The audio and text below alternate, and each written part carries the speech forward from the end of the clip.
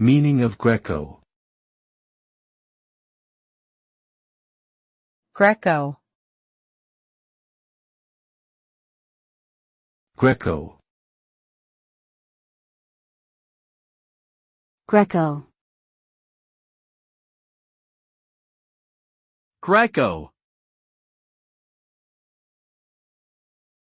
The prefix Greco- is derived from the ancient Greek word Grekos, which means Greek or of Greece. It is often used in English to indicate origins or associations with Greek culture, history, or language.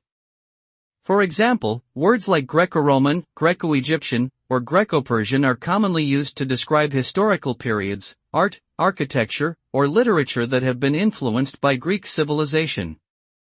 In contemporary usage, the term Greco- is also used in various professional domains such as medicine, science, or linguistics to refer to concepts or techniques originating from Greek language or scholarship.